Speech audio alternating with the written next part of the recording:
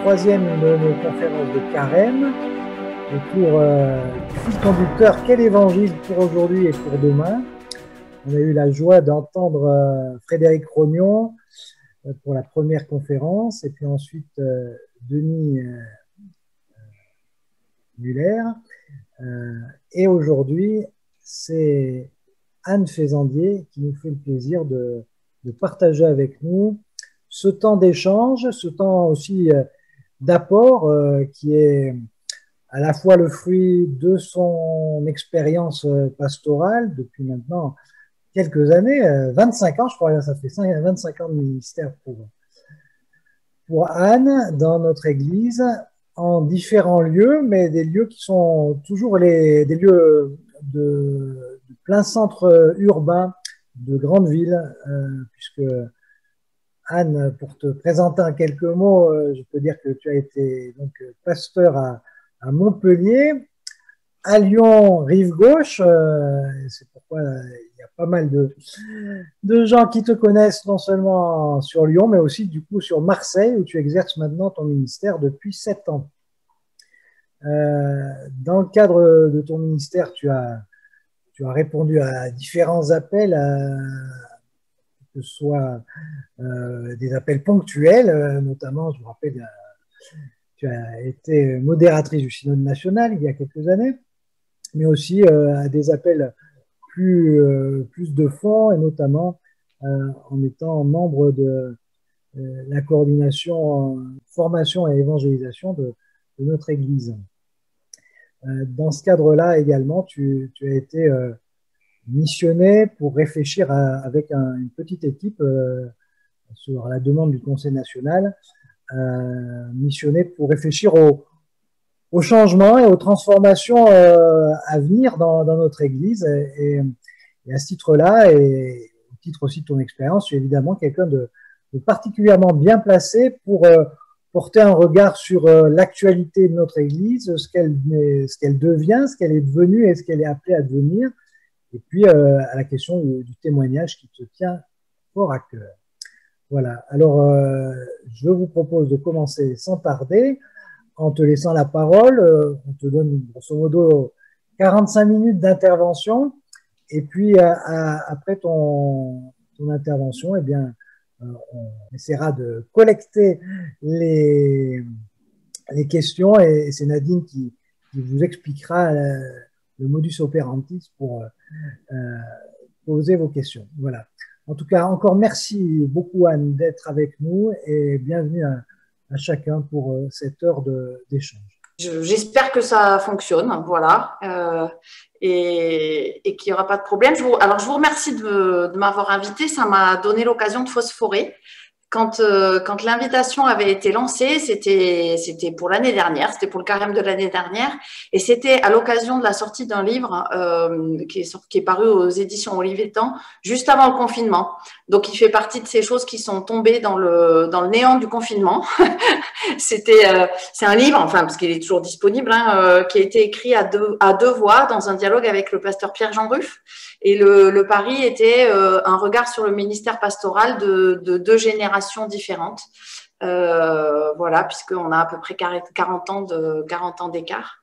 Et voilà. Et puis, malgré l'actualité qui a énormément évolué depuis ces 1 an, eh bien voilà, les Lyonnais ont pensé que c'était toujours intéressant de m'inviter. Alors, mes réflexions ont aussi évolué avec tout ça, et je vais en tenir compte dans ce que je vais dire.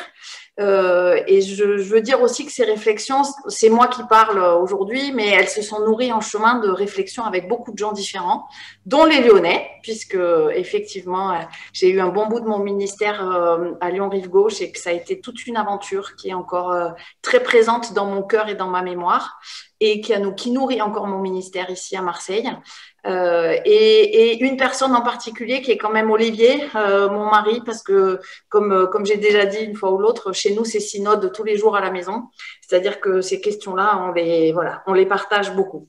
Alors, on a prévu avec Pierre en préparant d'avoir une intervention qui se déroule en 3 temps autour de ces 4 questions. Quel évangile, quelle mission, quelle église, quel ministère.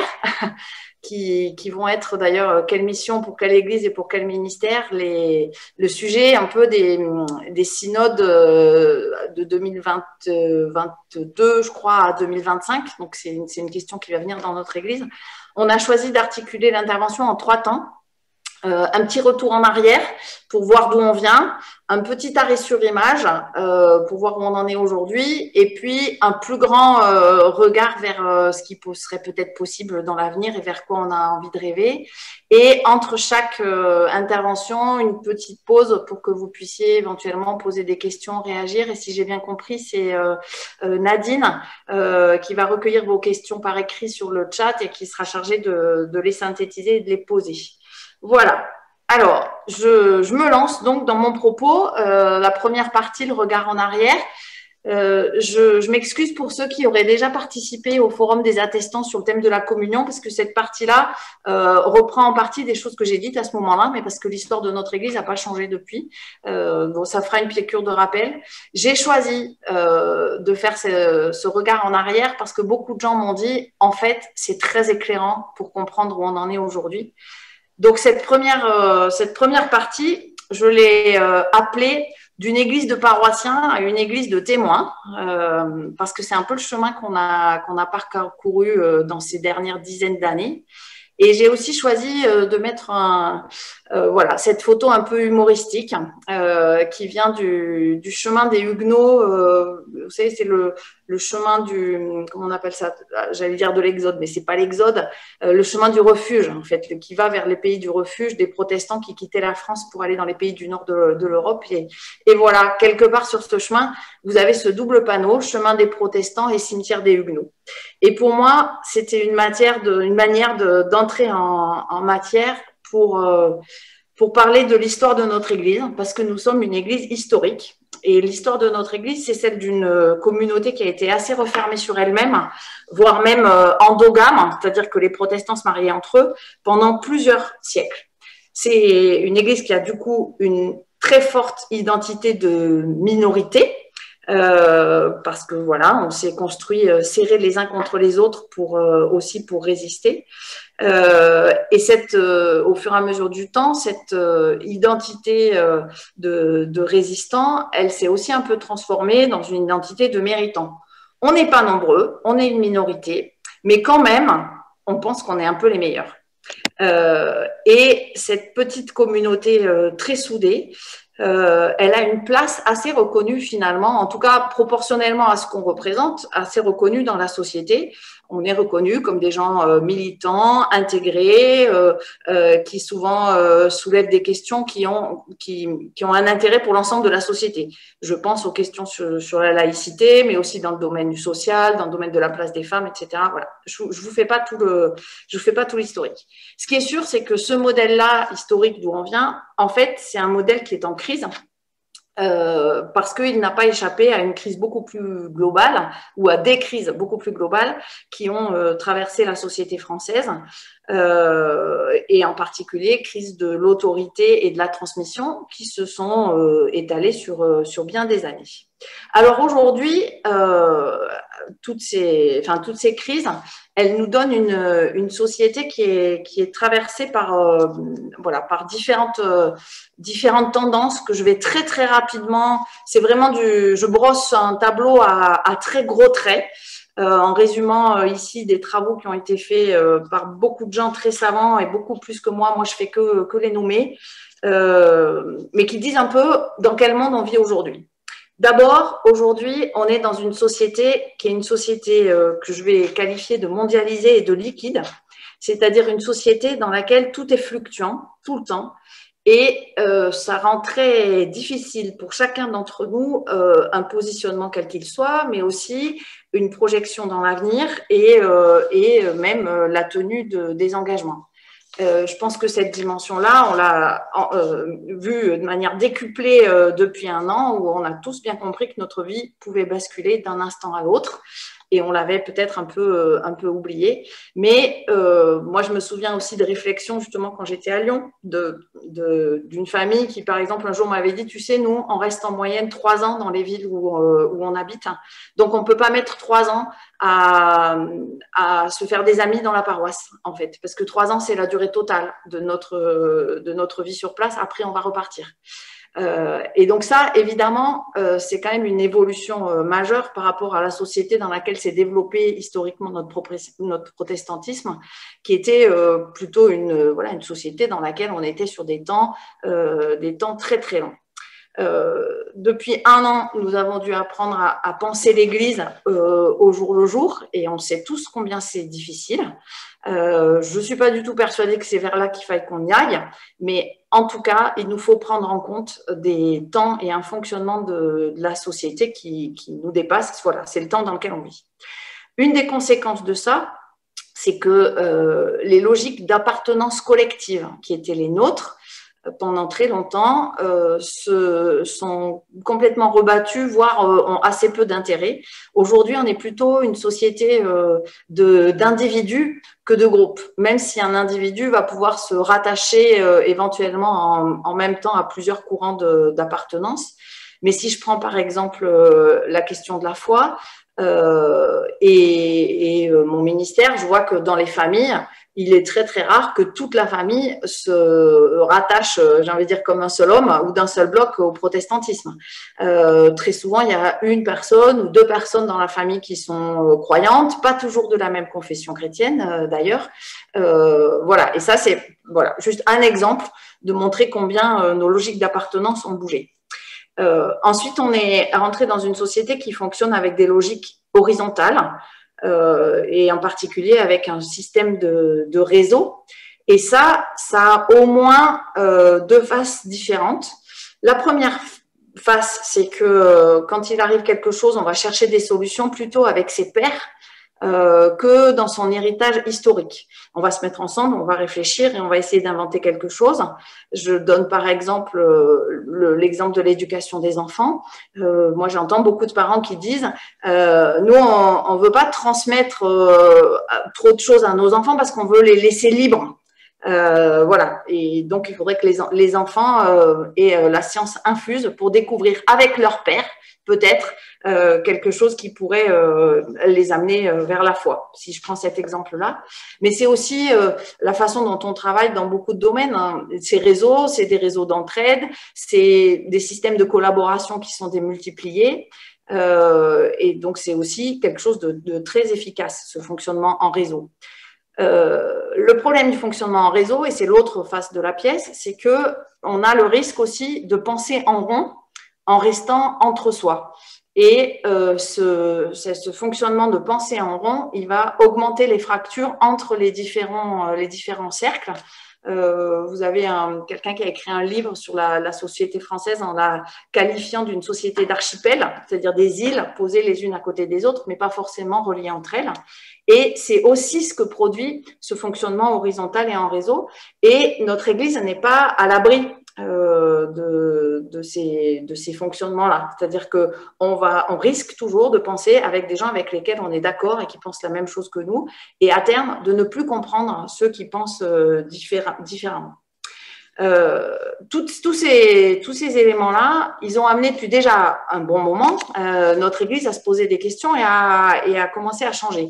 Moi, je me souviens au début de mon ministère, donc je dis il y a 25 ans, dans les synodes, le président du Conseil national de l'époque disait il faut que nous passions d'une logique de desserte à une logique d'annonce, c'est-à-dire d'une logique de territoire où le pasteur est là, où l'Église est là pour les protestants qui sont sur le territoire, à une logique d'annonce, c'est-à-dire où l'Église est là pour tous les gens qui habitent sur les territoires, qu'ils soient membres de l'Église ou qu'ils ne soient pas membres. Et ça, on en parlait déjà il y a 25 ans. Donc ces évolutions-là, elles ne datent pas d'aujourd'hui. Ça fait un petit moment qu'on est déjà en marche pour quitter ce vieux modèle historique et pour assister à la naissance d'un autre. Parce qu'en fait, on n'a pas le choix. Ce n'est pas une décision politique à un moment de quelqu'un qui dit il faut qu'on change. C'est que le monde change tellement autour de nous que nous-mêmes, ça nous change. Et comme l'Église, elle est constituée par nous, et ben l'Église, elle change. Le truc, c'est que par rapport au modèle d'où on vient, on est en train de vivre quelque chose qui s'apparente, enfin, que moi j'ai envie d'appeler une sorte de révolution culturelle. On est en train de changer de culture. Nous sommes une église qui prend conscience, certes lentement, mais quand même elle en prend conscience, qu'elle n'existe pas pour se reproduire en parlant du protestantisme, mais pour témoigner de l'évangile auprès de ses contemporains. À ce jour, nous sommes pourtant une église qui connaît mieux son passé que son avenir. Elle est pleine de points d'interrogation pour son avenir et qui a donc tendance, comme c'est très naturel, à plutôt regarder en arrière, ce qui n'est pas facile pour avancer. Regarder en arrière pour avancer, c'est quand même pas évident. Moi, je pense toujours au texte du livre de l'Exode, dans Exode 16, où vous avez le peuple qui vient d'être libéré d'Égypte, et puis qui, à la première difficulté, là c'est parce qu'ils ont faim, se souvient de l'Égypte et trouve que franchement l'Égypte, c'était super bien. Voilà, je pense que nous, on est devant les défis qui nous attendent, on est un peu devant cette réaction-là des Hébreux qui regardent l'esclavage et qui finalement transforment leurs souvenirs en trouvant que c'était super bien. Je vous donne quelques exemples. Par exemple, l'histoire huguenote. L'histoire huguenote, on a tendance parfois à en faire une sorte d'histoire sacrée qui pèse très lourd sur nos identités, alors qu'aujourd'hui, elle est loin d'être partageable avec tous les membres de notre Église. Moi, quand je regarde l'assemblée qui est là le dimanche matin, je sais que les héritiers de l'histoire huguenote sont une minorité. Alors, ça n'enlève rien à leur histoire et au fait qu'elle a existé, mais c'est quand même l'histoire d'une minorité des gens qui sont là et qui sont de toutes les cultures et de toutes les couleurs. Et cette histoire, elle pose aussi spirituellement des questions, puisque c'est quand même une histoire qui est faite de blessures et de colère, de révolte à un moment donné. Et moi, ça me pose des questions sur comment on fait pour revisiter cette histoire avec l'Évangile, avec la question de la réconciliation, avec la question du pardon. Est-ce qu'on va rester tout le temps en colère et blessé, ou est-ce qu'un jour on va avancer avec ça? Mais je vous donne un autre exemple, le rapport des protestants français à la laïcité, qui n'est pas non plus constitutif normalement de notre foi, mais qui vient de notre histoire. Ça a été tellement difficile pour nous de négocier une place dans la société française qu'on est souvent, je mets des guillemets, plus royaliste que le roi sur le respect de la laïcité, et on y est très très attaché et on en est des combattants. Et souvent, on retourne la laïcité contre nous-mêmes en s'empêchant de parler de notre foi, même dans des lieux où on pourrait le faire, de peur d'être taxé de fanatique ou de prosélyte ou de pas bon laïc ou de pas bon citoyen. Et ce faisant, si je me place sur le plan spirituel, parfois, on fait un peu de la laïcité qu'on a contribué à construire une sorte d'idole qui vient pousser Dieu de la place qu'il devrait avoir. Donc, c'est pour ça que j'avais parlé aussi d'une question spirituelle et d'un enjeu qui est aussi un enjeu de conversion. Et pour terminer cette première petite partie, je crois que cette crise, forcément, elle nous déstabilise. Et forcément, du coup, elle nous oblige à nous recentrer sur l'essentiel. La crise, elle rend caduques les modèles habituels et elle oblige à les repenser, en particulier le modèle du ministère pastoral, puisque, entre autres, on va parler des ministères aujourd'hui. Ça n'est pas un choix, encore une fois, ça n'est pas quelqu'un qui a décidé qu'il faudrait changer pour changer. C'est juste que la société change, nous changeons avec et notre Église change aussi. Le choix qui est le nôtre aujourd'hui, c'est vivre avec une part d'inconfort, parce qu'on est entre deux choses et qu'on ne sait pas bien où on va, ou rester tranquille, mais du coup mourir. C'est un choix qui est une vieille histoire, ce choix-là, dont la Bible nous parle déjà beaucoup, mais je ne suis pas là pour prêcher, alors là, je ne vais pas vous en parler. Mais c'est ce que j'appelle une crise existentielle. Et quand on regarde ces questions qui vont nous être posées dans les années à venir, hein, qu'on va se poser ensemble en Église, hein, en se disant quelle mission pour quelle Église et pour quel ministère, ça reflète quand même des questions assez profondes sur ce qu'est appelé ou non à être notre Église. Et cette crise-là ou ces questionnements-là, ils sont le résultat de toute cette évolution et de toute cette histoire. Voilà, je m'arrête pour la première partie et du coup, je quitte le partage d'écran peut-être pour répondre à vos questions. s'il y en a, parce que peut-être il n'y en a pas.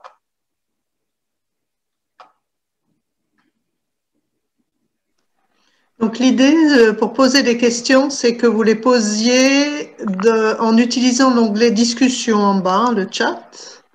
Voilà, vous pouvez poser une question par écrit et je la transmettrai à Mais voilà, c'est possible aussi que tout ce que j'ai dit là, c'est des choses connues. Hein.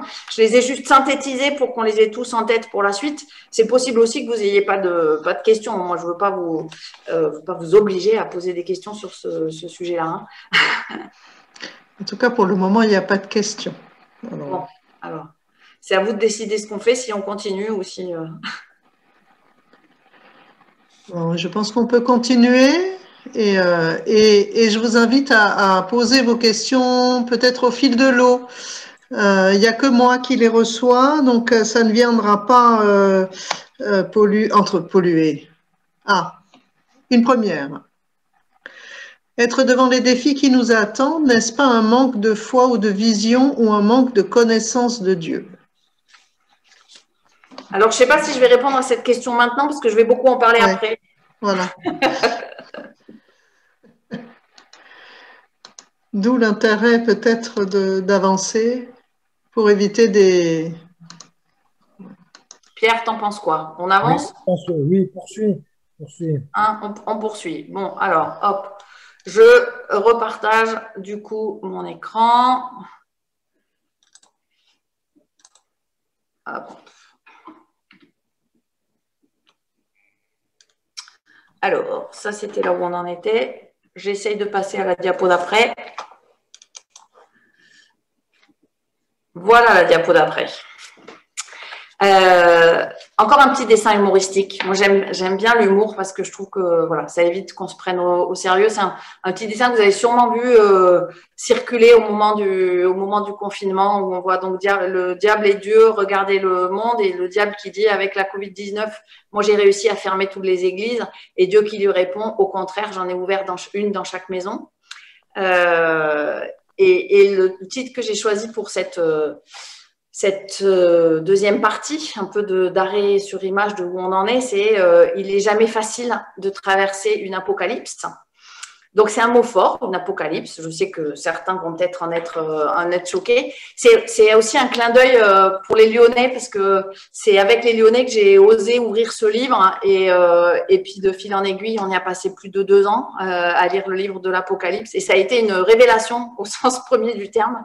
Pourquoi j'ai choisi ce mot-là aujourd'hui? C'est parce que je crois que c'est vraiment ce qu'on est en train de vivre. Mais non pas le mot apocalypse au sens catastrophe. Ça, c'est la façon dont on l'emploie en général dans le langage courant. Mais quand on lit la Bible, l'apocalypse, c'est pas juste une catastrophe. En fait, l'apocalypse, elle décrit un monde en train de s'écrouler, oui, mais pour mieux nous révéler ce qui apparaît derrière. C'est-à-dire qu'en fait, on voit les deux choses en même temps dans une apocalypse. On voit d'un côté ce qui disparaît et on voit en même temps ce qui apparaît. C'est vraiment le verbe grec employé pour apocalypse, c'est vraiment l'idée d'un dévoilement. C'est-à-dire qu'on tire sur une sorte de drap ou d'écran pour réussir à voir ce qui est derrière.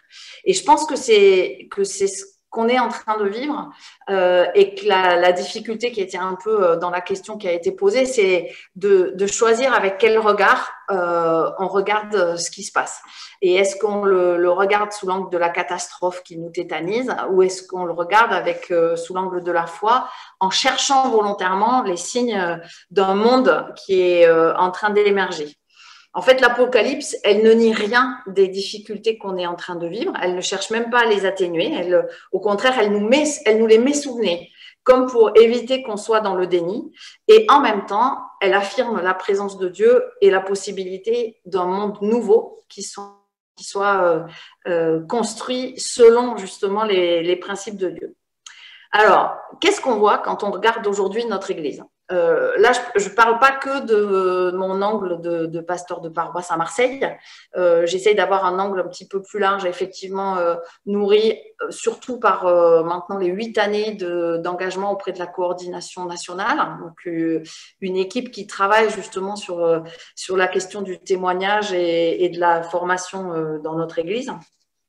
Et aujourd'hui, ce qu'on voit, c'est en fait une réalité très contrastée selon les territoires. On voit des territoires qui sont en train de se recomposer complètement avec des paroisses qui se regroupent, avec des temples qui sont fermés, avec des gens qui sont en train des changements de mode de vie qui sont assez profonds. Vous avez des lieux de notre Église qui sont en croissance, vous en avez d'autres qui s'écroulent complètement, vous avez des lieux qui sont en train d'inventer des nouvelles formes d'église, vous en avez d'autres qui sont dans des formes d'église qui ressemblent à celles qui étaient il y a 50 ans, que ce soit le type d'activités qui sont proposées ou la manière de faire le culte, etc. Voilà. Et on voit vraiment les deux choses se produire en même temps.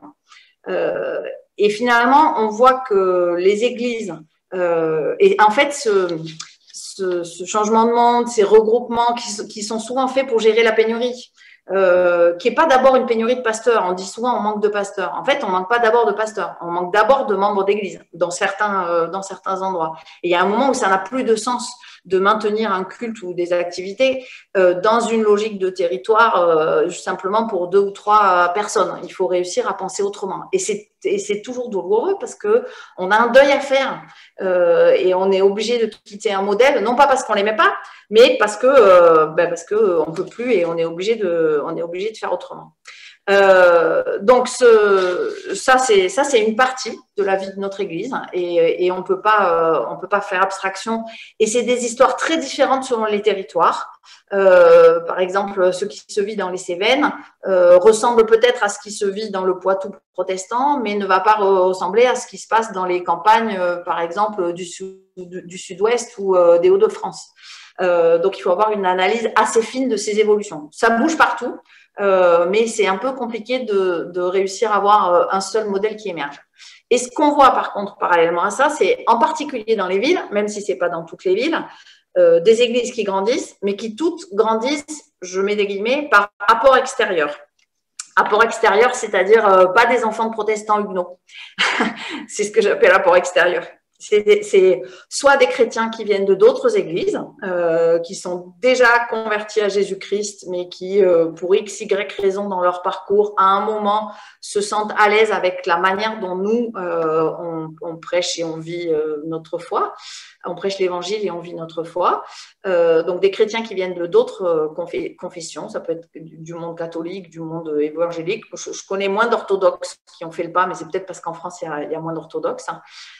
Soit des chrétiens qui viennent aussi d'ailleurs au sens géographique du terme, qui ont une vie d'église, parfois d'église très proche de la nôtre, mais de l'autre bout du monde, de Madagascar, du Cameroun, du Togo, des États-Unis, d'Angleterre, enfin bref, d'ailleurs, au sens géographique du terme. Et aussi d'un certain nombre de personnes qui ne connaissaient pas la foi chrétienne du tout, qui n'ont pas de culture ou de tradition chrétienne et qui arrivent dans nos églises. Et ça c'est un vrai changement, parce que pour une église qui pendant des siècles s'est intéressée qu'à l'éducation à l'intérieur des familles, en se reproduisant comme ça, tout d'un coup, on n'est plus bien sûr qu'on sait parler de notre foi à des gens qui ne partagent pas la même culture que nous. On est aussi une église petite, depuis toujours, depuis notre origine, et une église qui se sait fragile, même si parfois elle fait mine de l'oublier. Et en fait, nous habite une certaine peur ou de mourir, de disparaître, ou de se diluer dans une société qui aujourd'hui est devenue largement païenne. C'est une peur qui d'ailleurs est partagée par tous les chrétiens, y compris les catholiques.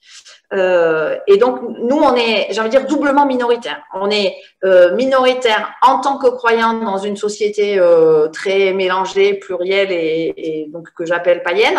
Et on est une minorité dans le christianisme en France.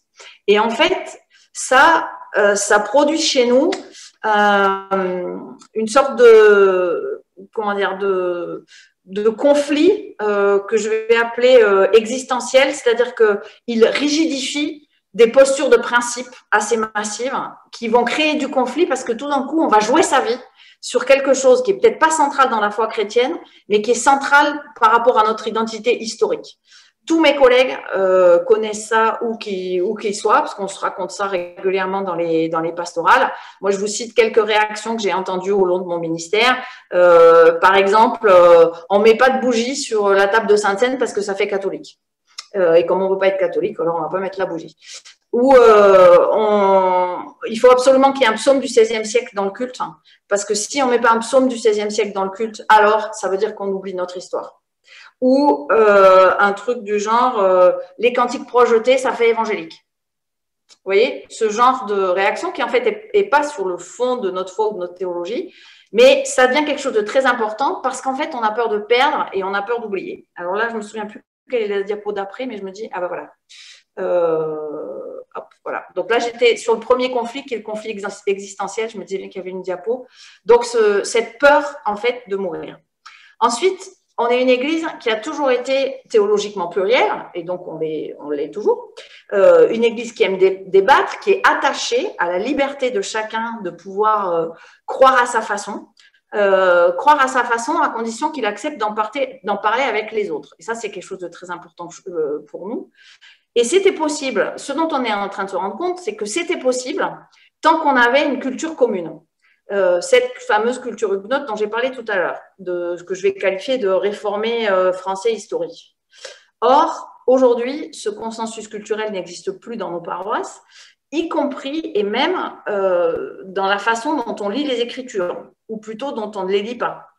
C'est-à-dire que ça n'est plus, la culture biblique n'est plus aujourd'hui une culture majoritairement partagée dans nos paroisses. Et ça crée un vrai problème parce qu'on n'a plus de référence commune qui nous permet de discuter. Et c'est ce que j'appelle un conflit culturel qui empêche le débat sur les questions de fond, en particulier les questions théologiques, d'avoir vraiment lieu. Je vous donne un exemple. Encore sur la question du chant, mais parce qu'elle est symptomatique. Très souvent, chez nous, un enjeu, c'est le choix des chants. Quel type de chant on met pendant le culte? En fait, quel que soit le type de chant que je choisisse, j'ai toujours 2/3 de l'assemblée qui ne connaissent pas le chant que je vais choisir. Parce que soit je choisis un cantique traditionnel huguenot, ceux qui viennent d'ailleurs et ceux qui n'étaient pas chrétiens avant, ils ne connaissent pas, ou pas protestants avant, ils ne connaissent pas. Soit je choisis un chant de type plus moderne, louange contemporaine, et à ce moment-là, et c'est ceux qui n'étaient pas chrétiens avant, de toute façon, eux, ils n'ont aucune culture musicale, donc ils ne connaissent aucun chant.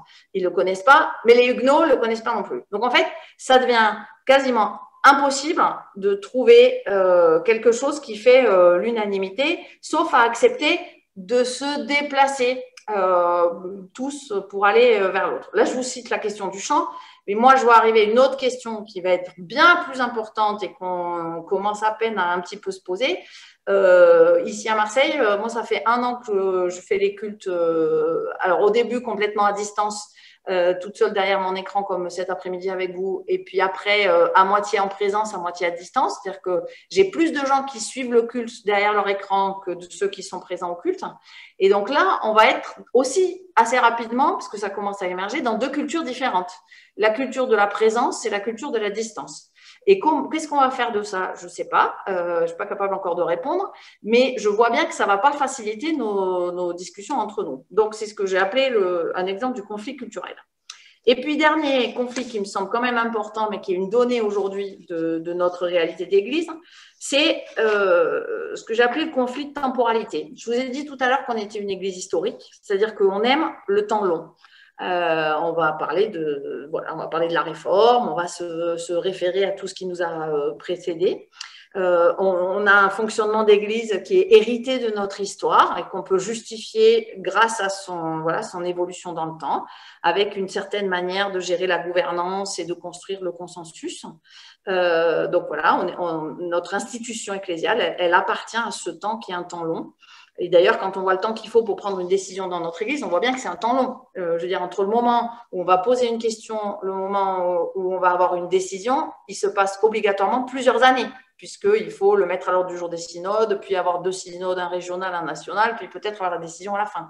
Donc, vous voyez, on prend des décisions, nous, sur un cycle de plusieurs années.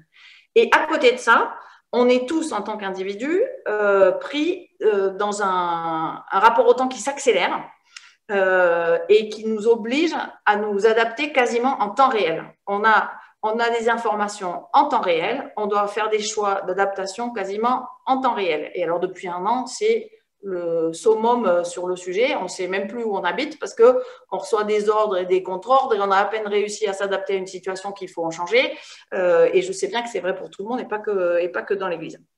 En fait, du coup, selon l'endroit où on se place dans notre rapport au temps, est-ce qu'on est dans le temps de l'Église, de notre Église, qui a un temps long, ou est-ce qu'on est dans le temps du monde, qui est un temps qui a le tournis, forcément, on n'a pas la même analyse des situations et pas les mêmes réponses à apporter. Et ça, c'est quelque chose qui nous traverse chacun, mais qui traverse aussi nos communautés. Comment se comprendre, par exemple, entre un migrant qui est en transit et qui ne sait pas là s'il sera encore là dans 3 mois et l'héritier d'une famille de protestants de génération en génération qui n'a pas mis les pieds au temple depuis sa confirmation et qui revient pour baptiser ses enfants et qui s'attend à ce que l'Église n'ait pas changé parce qu'elle n'avait pas changé entre ses parents et ses grands-parents. Donc, il ne voit pas pourquoi elle aurait changé entre ses parents et lui. Vous voyez? Comment on peut faire pour continuer à se parler alors qu'on appartient à des temps aussi différents? Comment aussi avancer au même rythme quand on habite dans une zone rurale et dans une grande métropole avec une multinationale? Comment, voilà, donc c'est souvent très compliqué et on est obligé de faire des choix en choisissant ou les uns ou les autres et les uns se sentent oubliés ou pas accueillis, les autres se sentent freinés ou pas reconnus dans ce qu'ils sont. Voilà, c'est pas toujours très facile à vivre. Donc ça, c'est ce qu'on vit aujourd'hui. Vous voyez, c'est un empilement de difficultés qui fait que souvent, on a du mal à se comprendre. Entre paroisses, au sein des paroisses, et donc, c'est quand même pas simple de réussir à continuer à avancer ensemble. Mais dans tout ça, je pense qu'on a quand même une chance. C'est-à-dire que finalement, les temps de crise, comme ceux que nous vivons, le Covid, pour moi, c'est un accélérateur de ce qui était déjà en germe avant. Le temps de crise, il a l'avantage qu'il nous oblige à faire du tri et à nous recentrer sur l'essentiel. Et certes, c'est un peu violent. Si on avait le choix, on n'aurait peut-être fait autrement. Mais je pense que c'est quand même ce qu'on est en train de vivre. Ça nous débarrasse de façon assez violente mais efficace de ce qui nous encombre. Et c'est pour ça que je vous ai mis la photo avec l'encre, l'église qui est attachée par une encre, et puis le commentaire que se font les 2 personnages. Soit ils sont très solides, soit ils ne savent pas où ils sont, soit ils ne savent pas où ils vont. Voilà. Comment interpréter cette encre qui est posée à côté de l'église et la question de l'essentiel. Pour moi, aujourd'hui, cet essentiel qui se révèle dans la crise, il est de 3 ordres. D'abord, c'est de découvrir que ce n'est pas une théologie particulière qui est importante, mais c'est plutôt le lien qui nous unit entre frères et sœurs qui sont mes prochains. Moi, j'ai vraiment vu ça à l'œuvre dans notre paroisse à Marseille pendant le temps du confinement, où il y a eu des chaînes téléphoniques, où il y a eu des soucis les uns sur les autres, des gens qui découvraient qu'ils étaient voisins, et du coup, ceux qui étaient valides qui s'arrêtaient sous les fenêtres de ceux qui étaient invalides, juste pour leur dire bonjour et pour se voir. Des choses comme ça, où on s'est dit, mais finalement, c'est ce lien fraternel, il est beaucoup plus important entre nous que ce qu'on pensait. Et peut-être que l'essentiel aujourd'hui entre nous, c'est ce lien fraternel et c'est pas tant une théologie qui, de toute façon, chez nous, a toujours été variée, plurielle et en débat, et donc très bien qu'elle continue comme ça.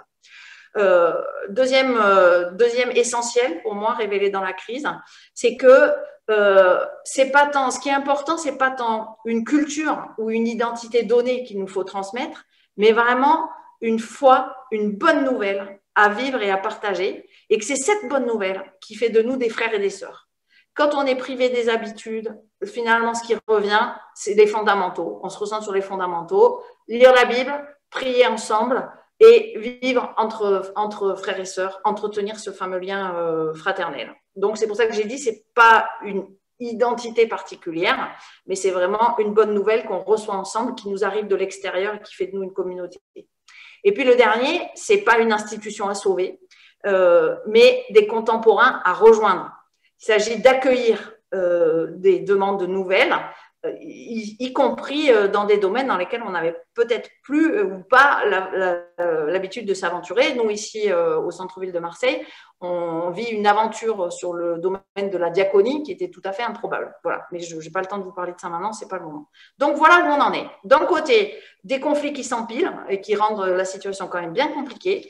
Et de l'autre, je pense, moi, un recentrement sur l'essentiel qui nous permet de voir émerger aujourd'hui quand même voilà, 2 ou 3 essentiels. Moi, j'ai choisi 3, mais évidemment, c'est à débattre. Voilà pour la deuxième partie. Voilà, je ne sais pas si Nadine, tu as reçu des questions. Une question, enfin c'est une remarque. Merci Antoine. Le tableau dressé est très noir. N'y a-t-il pas des endroits où le choix des champs se passe bien grâce à un équilibre trouvé entre les différentes attentes des différents publics? Merci Antoine. J'ai fait exprès de choisir cette question parce qu'en fait, elle n'est pas si simple. Mais bon, c'est un autre sujet. Entre ceux qui choisissent d'avoir des cultes différents par culture, ou enfin, non, c'est pas si simple. Moi, je suis preneuse en tout cas de tous les récits des endroits qui réussissent à évoluer sereinement, par exemple, sur cette question-là. Mais pas maintenant.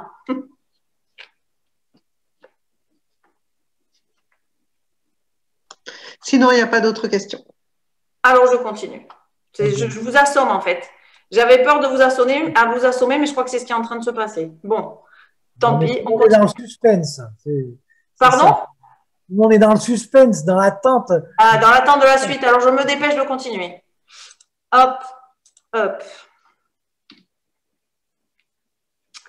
Alors, j'essaie de passer à la diapo d'après. Mais mon ordi ne va pas aussi vite que ce que j'aimerais. La troisième partie, pour vous faire sourire justement, je l'ai appelée « C'est vers où la terre promise ». Pourquoi il ne veut pas passer à la diapo d'après? Tout d'un coup, il va passer 4 diapos d'un coup, à tous les coups, ça va être ça. Non, voilà, super. Il fallait que je clique en fait. Encore un petit dessin pour, j'espère, vous faire sourire. Il faudrait qu'on trouve de nouvelles façons d'annoncer l'évangile au monde aujourd'hui et si on essayait de l'annoncer avec le sourire. J'ai appelé ça « Rien de nouveau sous le soleil ». Pourquoi rien de nouveau sous le soleil? Parce que je crois vraiment qu'on a en fait dans nos mains tout ce qu'il nous faut pour habiter le monde d'aujourd'hui et que ce n'est pas tant le contenu qui nous manque que la façon de faire, comme cette petite fille qui lève le doigt en disant « Et si tout simplement on le faisait avec le sourire ?» Je pense qu'il nous faut simplement avoir le courage de réinterpréter dans des circonstances qui sont vraiment nouvelles, des convictions qui sont en fait nos convictions de toujours et qui sont un peu nos fondamentaux. Et j'ai pris j'ai fait le pari, on va dire, même si ça a quelque chose d'un peu artificiel, de repartir des principales convictions de la réforme pour essayer de vous présenter, pour moi, ce qui peut être vraiment des voies d'espérance et des chemins à explorer, parce que pour moi, c'est pas sans lien en fait avec nos convictions de toujours. Donc, je suis repartie de Adieu seule la gloire. Qu'est-ce que ça veut dire? Pour moi, ça veut dire qu'aujourd'hui, enfin depuis toujours, mais qu'on a besoin de se rappeler que en fait, le premier qui est en mission et le premier qui travaille dans le monde, c'est pas nous, mais c'est lui, c'est Dieu. Et qu'il est plus grand que nos structures, il est plus grand que nos théologies, il est plus grand que nos cultures particulières, et son action envers nous, elle est complètement première et unilatérale. Nous n'y sommes pour rien, et lui, il peut tout. Ça, c'est les convictions de départ de la réforme. Qu'est-ce que ça veut dire? Ça veut dire qu'il nous appartient à nous de marquer un espace pour lui dans une société où ça ne va pas de soi.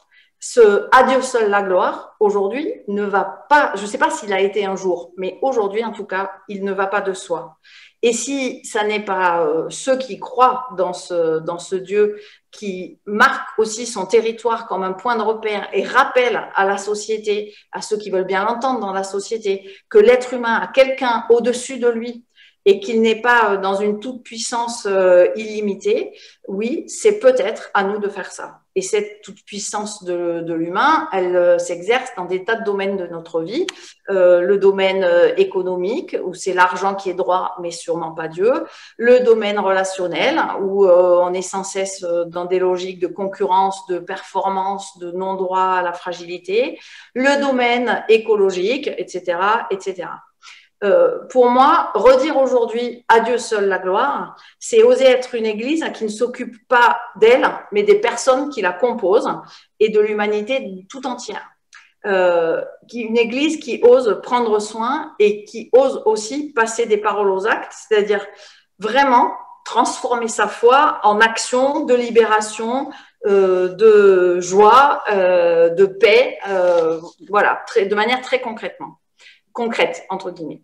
La première conséquence pratique que ça a pour moi, c'est que je pense qu'il nous faut reconnaître que nos structures d'église sont aujourd'hui disproportionnées par rapport à ce que nous sommes aujourd'hui et que nous avons besoin de nous alléger pour gagner en souplesse et en réactivité. Pour moi, c'est un peu l'image de la montgolfière, vous savez, il faut balancer par-dessus bord des choses qui nous maintiennent trop au ras du sol pour pouvoir oser aller explorer des territoires nouveaux et le faire au nom du Christ, y compris dans des lieux qui ne sont pas réservés à Dieu, mais où peut-être il est aussi possible de parler de Dieu. Non pas de manière surplombante, mais parce que Dieu habite nos vies et que nous habitons ces territoires.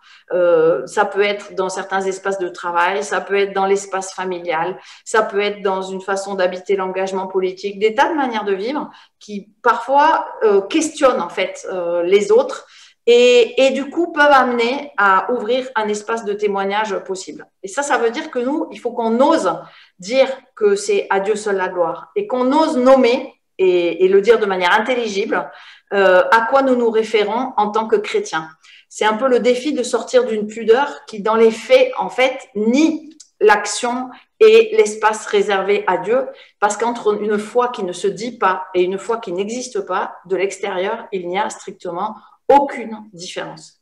Et moi, j'ai vraiment vu ça fonctionner très fortement au moment du premier confinement, où beaucoup de gens de l'Église témoignaient du fait qu'ils étaient interpellés par les autres autour d'eux, dans leur famille, leur cercle d'amis, leurs collègues, sur le mode « et toi, qu'est-ce qui te permet de tenir ?» Et beaucoup de gens nous disaient on n'a jamais eu autant l'occasion de partager des liens, de partager des articles, d'avoir des occasions de discussion. Et on s'est trouvé un peu désemparés parce que finalement, on s'est rendu compte qu'on ne savait pas bien faire. Que même quand les gens nous posaient des questions, on n'osait pas, nous, y répondre. Voilà. Donc là, pour moi, il y a un premier champ à développer. Le second, c'est la grâce. Rien de nouveau sous le soleil, toujours. Qu'est-ce que c'est que redire aujourd'hui que la grâce est importante? Pour moi, c'est apprendre à rendre grâce pour ce que Dieu fait déjà et faire confiance dans ce qu'il fera encore, plutôt que de s'épuiser à le faire à sa place. Je pense qu'on a beau dire à longueur de prédication que le grand cadeau, c'est qu'on n'a pas besoin de justifier notre existence ni personnellement ni collectivement et que c'est Dieu qui relève, pardonne, remet en route. On a du mal à être vraiment déchargé de l'inquiétude de notre avenir et en particulier pour nous de l'avenir de notre Église. On a du mal à faire confiance à Dieu pour être celui qui conduit l'Église. On a du mal à débarrasser de ça. Et je crois que ça s'apprend. Je vais appeler ça une pédagogie de la gratitude et je pense que c'est volontaire. C'est-à-dire que plutôt que de regarder toujours à la perte, comme je l'ai fait au début de cet exposé, savoir regarder volontairement ce que Dieu fait déjà autour de nous et en nous et lui rendre grâce pour ce qui pousse dès maintenant, pour ces prémices de ce que j'ai appelé un monde nouveau qui sont là. Et je crois qu'il faut ça, pour ça, on a vraiment besoin les uns les autres en Église pour s'entraider à repérer ça dans le brouhaha du monde et à tout simplement se fixer là-dessus pour pouvoir en vivre. Et du coup, être dans une logique de joie et une logique paisible, puisque nous n'avons pas la responsabilité de l'avenir de l'Église. C'est quelque chose qui dépend de la grâce de Dieu et pas de nous. Je trouve que c'est pour moi, très libérateur. Une église qui se montre comme étant une église perpétuellement à bout de force et au bord de l'épuisement, je ne vois pas comment elle peut témoigner de la grâce de Dieu et de cette liberté qui est reçue quand on reçoit vraiment cette libération dans sa vie. Je pense que c'est quelque chose qui peut nous aider à être créatif, à inventer, mais je vais y revenir un peu après. Troisième axe, la foi, chaque jour, une identité à recevoir et pas à défendre. Voilà, la foi, c'est cet acte de confiance qu'on doit refaire chaque matin. C'est une façon d'avancer en comptant sur Dieu plus que sur nous-mêmes. C'est aussi nous inscrire dans une promesse qui nous a précédés, qui se déploie dans le fait d'être disciple de Jésus-Christ, mais aussi dans une actualisation permanente qui se fait dans l'écoute de l'Esprit Saint et de ce que Dieu dit aujourd'hui et maintenant. Les générations qui nous précèdent peuvent nous avoir partagé leur foi, mais celle-ci, elle est toujours le fruit d'une démarche personnelle. Et elle doit se conjuguer cette fois dans le présent et dans le quotidien. Ça signifie pour moi qu'il nous faut nous encourager les uns les autres pour remettre à leur place nos histoires respectives, poser des repentances quand c'est nécessaire ou des pardons, mais aussi ça signifie que la vie de l'Église, elle doit être tournée vers un seul objectif qui est l'autonomie des croyants dans leur propre foi. Sortir d'un système de procuration où en fait, par exemple, le pasteur va prier à notre place. Ça marche pas en fait. La foi, c'est une ligne directe. Et donc, on peut prier ensemble, on peut s'apprendre les uns les autres à prier, on peut s'encourager dans la prière, mais personne ne peut prier à la place de quelqu'un d'autre.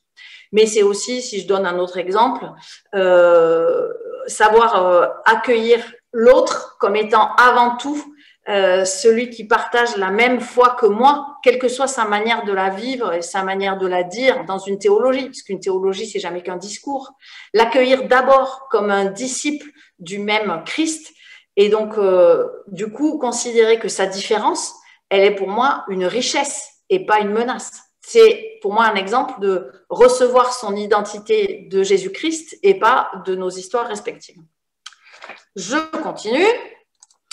Sans surprise, c'est maintenant la Bible. Pourquoi la Bible? Historiquement, quand les réformateurs ont dit sola scriptura, seulement l'écriture, c'était pour repousser le poids de la tradition historique, enlever cette autorité-là.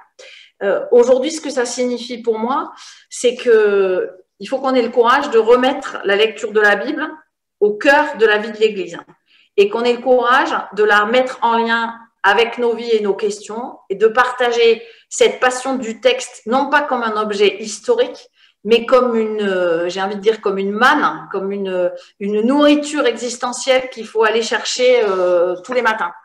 Ça veut donc dire qu'il faut arrêter d'abandonner la lecture de la Bible à des spécialistes. Et les pasteurs dont je suis, qui aiment prêcher et qui prêchent tous les dimanches matins après avoir bien travaillé leur texte biblique, ils participent à cette dépossession du peuple de l'Église du texte biblique. Parce que le pasteur, il parle tellement bien que nous, on ne sera jamais à la hauteur. Donc, c'est même pas la peine qu'on ouvre la Bible parce que si on l'ouvre tout seul dans notre coin, on n'y comprend rien. Mais ça, en fait, c'est grave. En fait, ça veut dire que ça dépossède le peuple des croyants de ce qui est censé le nourrir.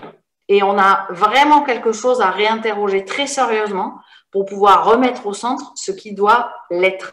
Cette lecture de la Bible, pour moi, c'est ce qui nourrit, mais c'est aussi ce qui libère la créativité. Parce que quand on choisit la Bible comme référence, ça veut dire qu'on prend de la distance par rapport aux références du monde dans lequel on est. Et que, du coup, ça ouvre tout un champ de créativité. Au lieu d'être dans un face-à-face, on a cet extérieur de la parole biblique qui vient nous renouveler, nous interpeller. Et quand en plus, on croit comme moi que dans cette lecture de la Bible, Dieu lui-même intervient par le Saint-Esprit pour la rendre vivante, il peut vraiment arriver que dans cette lecture de la Bible, la créativité soit augmentée et décuplée de manière assez impressionnante. J'ai plus le temps de vous donner des exemples, mais je le crois quand même et j'en aurai à partager si besoin. Le dernier exemple, c'est le sacerdoce universel. Toujours rien de nouveau sous le soleil. Sauf qu'aujourd'hui, je crois que ça peut se conjuguer peut-être un petit peu différemment de ce qu'on a fait jusqu'à aujourd'hui. Tous c'est moins, mais chacun à sa façon, y compris dans l'Église universelle. À l'époque des réformateurs, ce sacerdoce universel, il disait que chacun était en relation directe avec Dieu et qu'on n'avait pas besoin d'intermédiaires. Et les églises protestantes, elles ont essayé d'être fidèles à ce qu'elles lisaient dans la Bible, justement, d'une certaine horizontalité, d'une autorité qui soit une autorité partagée et pas capturée par un seul, d'une certaine collégialité.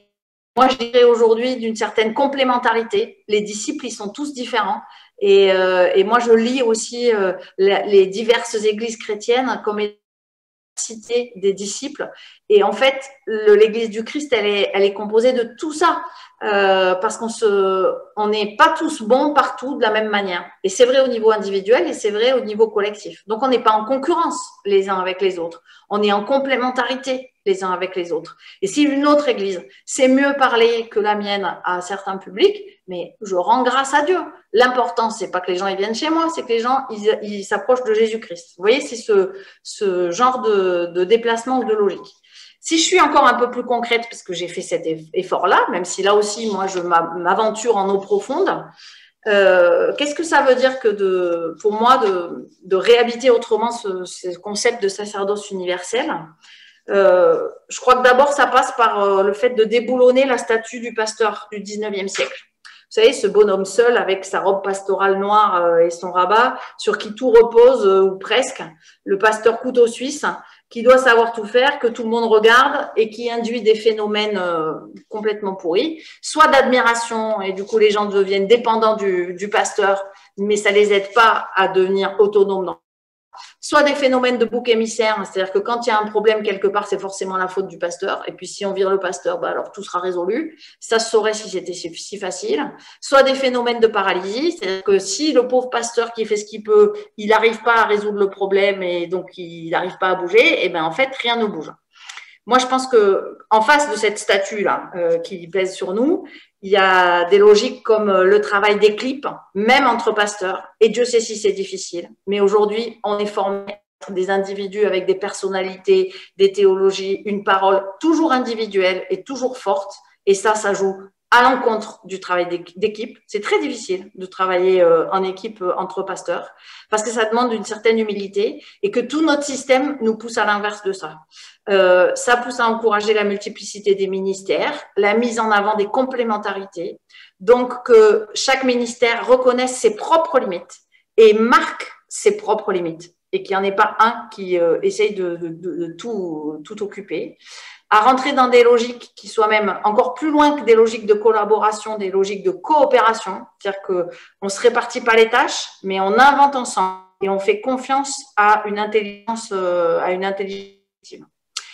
Pour moi, ça, après avoir déboulonné la statue du pasteur du 19e siècle, ça implique aussi qu'on travaille à un autre niveau que le niveau paroissial. Je crois que ce niveau paroissial, qui est une logique de territoire, là aussi hérité du 19e siècle, sur le système de Napoléon, les communes, les départements, etc., ne correspond plus du tout à notre réalité. Et ça va s'accélérer, parce qu'avec le distanciel, la notion de territoire géographique, elle n'a plus aucun sens. Moi, aujourd'hui, quand je fais une étude biblique par Zoom, dans le même groupe, j'ai des Marseillais, j'ai des gens qui habitent à Paris, j'ai des gens qui habitent en Suisse. Alors, le territoire de la paroisse, pour réfléchir, il me semble carrément pas le bon niveau. Ce que je vois apparaître, c'est deux logiques presque à l'inverse. Une logique d'hyper-proximité. On a besoin de connaître des gens qui sont vraiment les chrétiens avec lesquels on va partager, avancer, appeler si on a besoin d'un coup de main, qui sauront s'il nous arrive un truc et qui pourront être solidaires. Et ça, c'est des petits groupes. L'échelle d'une paroisse où il y a 300, 400, 500 foyers, c'est trop grand. C'est très facile de passer inaperçu à cette échelle-là. Et à l'inverse, donc une logique plus petite que celle de la paroisse aujourd'hui, et de l'autre côté, une logique beaucoup plus grande, parce que pour pouvoir mutualiser nos forces, il faut qu'on soit au niveau encore du dessus. Alors, selon les lieux, c'est peut-être le consistoire ou c'est peut-être la région ou c'est peut-être encore une autre entité qu'il faut inventer, je ne sais pas. Mais pour être dans des logiques de complémentarité. Je redonne un exemple. Cette question de paroissiens virtuels, qui est une vraie réalité et devant laquelle je n'ai pas envie de simplement me dire ils m'embêtent, ils ont qu'à aller dans l'église à côté de chez eux. Est-ce que ça doit être pris en charge par chacune de nos paroisses localement? Ou est-ce que ça pourrait être pris en charge, par exemple, sur Marseille pour tout Marseille, ou peut-être même un peu plus large, sur un bassin de vie un peu plus large, qui permettrait aux gens à un moment de raccrocher à des communautés réelles et vivantes. Et en même temps, on ne peut pas tous s'épuiser à avoir 2 vies de paroisse en même temps. On voit bien que ce n'est pas du tout le même travail. Donc, vous voyez, ça, voilà, c'est ce que j'appelle des complémentarités à un autre niveau. Si je devais résumer, l'idée pour moi, c'est de réussir à s'entraider pour relever des défis ensemble. Et relever les défis ensemble, ça veut dire unir nos forces quand il y a quelque chose de pas drôle à faire. Et par exemple, accompagner la mort d'une église locale à un endroit, c'est pas drôle. C'est pas drôle, mais parfois c'est nécessaire pour que quelque chose d'autre puisse naître. Et pour avoir le courage de faire ça, eh bien, il faut que les gens qu'on envoie faire ça, ils soient soutenus. Voilà. Mais dans l'autre sens, ceux qui essayent d'inventer de nouvelles formes d'église, et il y en a qui essayent dans notre église, eux aussi, il faut qu'ils soient soutenus et accompagnés. Parce que quand on invente, on prend toujours de plein fouet les résistances et les baffes, comme les prophètes. Ils étaient là pour s'en prendre plein la figure. Eh bien, collaborer, ça veut dire reconnaître qu'il y a des appels différents, qu'on a besoin des deux et qu'il faut qu'on s'organise parce qu'on s'en sortira. Terminé, parce que je pense que vraiment là, je vous ai tous perdus ou assommés. Je dirais 2 choses. La première, c'est que je pense qu'il faut qu'on revisite nos modes de gouvernance, que notre gouvernance presbytéro-synodale, elle a été très bien pendant un certain temps, mais aujourd'hui, quoi qu'on en pense, c'est un mode de gouvernance qui est pyramidal. Or, dans un monde qui fonctionne de manière horizontale, il existe et beaucoup de gens contribuent à inventer des modes de gouvernance qui sont beaucoup plus coopératifs et collégiaux. Et moi, je suis dans toutes les paroisses où je suis passée, j'avais des paroissiens qui exploraient ces territoires-là dans leur vie professionnelle. Et à chaque fois, je me pose la même question, mais pourquoi les gens de nos églises nourris par leur foi, habités par une anthropologie chrétienne, ils sont capables d'aller inventer ça ailleurs que dans l'Église. Et nous, dans l'Église, on s'y intéresse même pas. Pour moi, il y a un vrai hiatus et les ressources, on les a en fait. Hein. Ces gens-là, ils sont dans nos paroisses. J'ai les noms, non, pas de tous, mais je suis sûre que tous, on pense à des gens qui ont expérimenté des choses comme ça. Je pense aussi que la formation de tous les ministres, que ce soit des pasteurs, mais vous aurez compris que pour moi, le pasteur à l'ancienne, il est terminé. Tous les ministères au sein d'une équipe, parce que je vois pas comment ça peut fonctionner autrement. Le temps de la formation initiale en béton et qui nous suffisait pour toute notre vie, il est terminé. Il est terminé dans toutes les formations et il est terminé dans la nôtre aussi. Et ce dont on a un cruel besoin, c'est d'une articulation entre une formation de qualité, ce qu'on a aujourd'hui, et le terrain. Et comme le terrain bouge tout le temps, eh ben, il faut qu'on fasse des allers-retours en permanence entre la réflexion théologique et le terrain. Donc, c'est plutôt soit une formation permanente, soit même une formation initiale en alternance qui est pertinente, plutôt que 50 théologies qui sont en plus très sélectifs. Moi, je suis persuadée qu'on se prive de beaucoup de ministères dans notre Église en fonctionnant comme ça et que beaucoup de gens seraient d'accord pour être formés. Alors, pas forcément au niveau master, mais ils pourraient rendre des services au sens de ministère dans tel ou tel domaine de la vie de l'Église sans renoncer à la qualité de leur formation, mais en le vivant autrement. Voilà, je m'arrête là. Je termine par une dernière diapo parce que quand même pour moi elle résume le propos. Voilà, lâche tout et fais confiance en Dieu. Est-ce qu'il y a vraiment personne d'autre pour m'aider? Moi, je crois qu'on en est là. Notre principal défi, et c'est un beau défi, moi, encore une fois, c'est un recentrement sur l'essentiel. C'est de s'entraider ensemble à faire vraiment confiance et à faire un pas de foi en lâchant ce qui est derrière nous pour aller vers l'avenir que nous, on ne connaît pas, qui est dans les mains du Seigneur, mais lui, il sait très bien où il va. En tout cas, moi, je le crois. Merci beaucoup. Et merci aussi pour la légèreté, l'entrain et la créativité que ça suscite. C'est en particulier la dernière partie de ton exposé. Je ne sais pas s'il y a d'ores et déjà des questions. Moi, j'ai reçu une question de Yvon qui est interrogé sur qu'est-ce qui se passe pour hors les murs, comment on rejoint les frères et sœurs en humanité qui eux, sont pas du tout encore, ni même sur le palier, ni encore moins à l'intérieur de nos communautés, mais comment sortir de nos murs et peut-être est-ce qu'il y a des ministères, comme tu parlais de diversifier les ministères, est-ce qu'il faudrait inventer quelques ministères hors les murs aussi? Alors, tu veux me poser plusieurs questions ou je réponds à celle-là? Bon, on peut commencer par celle-là, et puis je ne sais pas si Nadine en a d'autres. Oui, oui, il y en a. Nadine, tu en as d'autres? Oui, oui, il y en a d'autres, mais réponds à celle-là, oui, oui. Bon. Alors, la difficulté, c'est que moi, je pense qu'il n'existe pas une seule bonne réponse valable pour tout le monde. Et que c'est une des difficultés d'attraper la question par ce bout-là. Donc, je vais être pragmatique. Et en tout cas, moi, cette réponse qui serait valable pour tout le monde, je ne la connais pas. Je suis quelqu'un de pragmatique et je vais partir de ce que je vis en ce moment. Nous, en ce moment, depuis déjà 2 ans, à la paroisse de Grignan, on s'est trouvé convoqué par un événement qui a été la chute des immeubles en haut de la rue du Temple, et donc par une logique de voisinage en fait, où on s'est mis tout simplement au début au service des gens. On n'a rien dit sur le fait qu'on était chrétien ou pas, hein, on s'en foutait complètement. Sur le moment, il fallait donner à manger aux gens. Mais il se trouve qu'en vivant ça, qu'on n'a pas choisi, qui s'est enchaîné avec des réveillons solidaires, qui s'est enchaîné avec une distribution alimentaire au moment du Covid, qui s'est enchaîné avec des relations avec plein d'associations. On l'a pas choisi. C'est pas nous qui un jour nous sommes dit on va sortir de notre temple et on va aller s'intéresser aux gens qui sont en haut de la rue et qui sont en grande partie musulmans. On s'est jamais dit ça comme ça. Mais de fait, il se trouve que en regardant juste ce qui se passait autour de nous et en se disant là quand même, il y a aussi besoin de notre énergie. Les gens nous ont posé des questions plusieurs fois. Et en fait, c'est les gens qui nous disent mais pourquoi vous êtes là? Mais pourquoi vous êtes sortis de votre église? Mais pourquoi vous ouvrez les portes de votre église pour qu'on puisse venir manger au chaud, pour qu'on puisse… voilà. Et maintenant, là où on en est après un certain nombre de temps, c'est de se dire bon, ça, c'est un autre… il y a plein de gens qui sont engagés, il y a des choses qui sont en train de se vivre.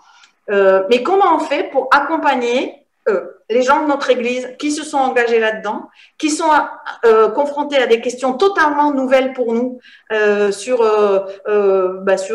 comment on fait pour parler de sa foi à des gens qui sont en grande précarité. Qu'est-ce qu'on fait quand il y a quelqu'un qui vit dans la rue et qui vous demande non pas à manger, mais de prier pour lui. Finalement, ça serait plus simple de lui donner un sandwich, mais en fait, il nous demande de prier pour lui. Qu'est-ce qu'on fait quand c'est des personnes musulmanes qui nous posent des questions sur notre foi chrétienne? Est-ce qu'on ose en parler? Est-ce qu'on n'ose pas en parler? Oui, voilà. Donc ça, nos questions aujourd'hui, c'est celle-là. Et on se dit, si c'est moi, le pasteur du lieu, ou Olivier, qui est à mi-temps sur Grignan aussi, qui faisons ce travail-là, alors ça veut dire qu'on ne peut pas faire en même temps le travail de paroisse, parce qu'on n'a que 24 heures par jour et on a encore un peu besoin de dormir. Donc, on essaye en tout cas, on sait qu'aujourd'hui, il y aurait besoin d'un ministère pour pouvoir travailler ces questions-là en lien avec la vie de l'Église et en lien avec Olivier et moi, de manière concrète, quelqu'un qui fasse l'aller-retour entre la pratique et la vie de l'Église, qui nous interpelle au bon endroit, qui nous permette de créer les formations qu'il faut. Voilà. Ben, je te donne un exemple. Je ne suis pas sûre du tout que c'est ce qu'il faut faire partout. J'en sais rien. Ici, aujourd'hui, je sais qu'on aurait besoin de ça. Et donc, il va falloir qu'on l'invente d'une manière ou d'une autre. Et peut-être qu'en commençant à regarder autour de soi, pas en se disant de l'intérieur vers qui sont les gens qu'il faut qu'on aille, c'est d'abord quels sont les gens qui sont autour de nous. Et de parler de ça, y compris dans nos vies de famille. Parfois, c'est comment on va parler de la foi à nos petits-enfants dont les parents ne vont plus à l'église. Hein? Parfois, c'est aussi ça. Alors, il y a plein de choses. C'est plus une réflexion, ça vient compléter le tableau de retour aux fondamentaux. À Dieu seul la gloire, oui. Ne pouvons-nous pas adapter ce qui se passait dans l'Église primitive, aller dans la chambre haute et prier? mais ça rejoint voilà, un recentrage sur l'essentiel. Ensuite, est-ce que la foi peut aussi se traduire en exhortation, une confiance à vivre différemment, une vie plus simple et plus libre? L'enjeu, c'est aussi qu'est-ce que cela change de croire en Dieu concrètement dans nos vies? Ne pas mépriser la tradition, qui est aussi la capacité de transmettre. Il y a des trésors chez les pères de l'Église à retrouver. Donc l'enjeu entre voilà, le témoignage et l'histoire. Oui, j'ai envie de dire que tout ça, c'est des contributions intéressantes qui sont versées au dossier. Je vois pas où il y a une question, en fait. Je trouve que c'est des contributions et j'ai envie de dire que je suis d'accord avec. Et je pense aussi que tout ce qui est dit là, c'est des invitations qui sont légitimes et je me dis que, en fait, ce travail, c'est chacun d'entre nous qui doit le faire sur qu'est-ce qui nous nourrit, mais qu'est-ce qui nous nourrit non pas pour rester entre nous, mais pour vraiment se dire, enfin, une des interventions le disait là, une des questions le disait, qu'est-ce que ça change aujourd'hui dans ma vie de croire en Dieu? Voilà, elle est très simple en fait cette question. Elle est simple à poser, mais elle est pas simple. C'est pas simple d'y répondre oralement, et en plus on y répond différemment selon les gens qu'on a en face. Vous voyez? Et donc là, on a besoin de mobiliser toutes nos ressources pour ça. Certains, ça sera l'histoire, d'autres, ce sera les liens fraternels, d'autres, ce sera la Bible, d'autres, ce sera la prière. Et sans doute qu'en Église, il faut qu'on mobilise tout. Mais il ne faut pas perdre de vue que l'essentiel, c'est la réponse à la question. Qu'est-ce que ça change dans ma vie, à moi, de croire en Dieu? Et comment est-ce que je suis capable d'en rendre compte quand je me trouve dans un temps d'épreuve dans ma vie, dans un temps où je dois faire des choix qui sont jamais entre blanc et noir, mais sont toujours entre gris clair et gris foncé. Voilà. Pas facile. Une affirmation de Guy Vernet, et c'est une affirmation qui peut peut-être être débattue. Je pense que nous ne pouvons pas nous renouveler sans l'œcuménisme, la tradition juive ou musulmane, notamment en milieu urbain. Oui, peut-être, je ne sais pas en fait. Moi, là aussi, je ne sais pas d'avance. C'est les gens que Dieu nous amène à rencontrer qui nous posent les questions. Ici, c'est vrai que nous, on est plutôt en contact avec des gens qui viennent de l'islam, mais en disant ça, en fait, c'est pas de l'islam, qui viennent des islams et qui eux aussi sont tous des gens qui ont des rapports différents à ces islams. Et donc, c'est pas une réflexion théorique en fait. Moi, ce dont je me rends compte, c'est que c'est d'abord un lien humain et c'est d'abord aussi renvoyer à l'autre cette même question de qu'est-ce que ça change dans ta vie à toi de croire en Dieu. Et du coup, quel est le Dieu auquel tu crois? Et quel est le Dieu auquel moi je crois? Et en fait, on peut avoir fait des années de théologie et avoir lu des centaines de bouquins sur l'islam. C'est pas toujours ça qui nous aide à arriver à ce niveau de questionnement-là de qu'est-ce que le Dieu auquel tu crois change dans ta vie et qu'est-ce que le Dieu auquel je crois change dans ma vie. Et est-ce que le Dieu auquel tu crois peut changer quelque chose dans ma vie? Et est-ce que le Dieu auquel je crois peut changer quelque chose dans ta vie? Enfin, vous voyez, ces questions-là. La question de l'œcuménisme, moi, je constate qu'aujourd'hui, en tout cas à Marseille, nous, on vit un vrai déplacement. Jusqu'à il n'y a pas longtemps, l'œcuménisme, c'était une matière à part de la foi. Voilà, on avait des activités qui étaient œcuméniques. Aujourd'hui, à Marseille, ces activités-là, elles sont en train de mourir. On n'a quasiment plus de groupes œcuméniques. La célébration œcuménique, on a du mal à la mobiliser. Par contre, on n'a jamais autant fait de choses ensemble. On est ensemble sur les projets Église verte. On est ensemble pour relever des défis de diaconie dans certains endroits. On est ensemble pour faire du dialogue interreligieux dans d'autres endroits, parce que là, c'est ça qu'il faut faire. On est ensemble, je ne sais plus encore quel sujet il y a, mais voilà. Donc, dans les faits, c'est finalement les interprétations de nos contemporains qui nous amènent à y aller ensemble. Et la grâce de se découvrir frères et sœurs, désencombrés de nos particuliers, de « Ah, mais toi, tu pries comme ça et moi, je prie comme ça », nous est aussi donnée. Parce que tout d'un coup, en fait, c'est juste génial d'être avec quelqu'un avec qui tu peux prier alors que tu es dans une situation d'urgence qui est une situation compliquée et difficile. Et c'est juste génial de se dire ce défi qu'on ne pouvait pas relever tout seul, à plusieurs, en se serrant les coudes, on va y arriver. Et c'est pour moi un renouvellement complet du regard œcuménique.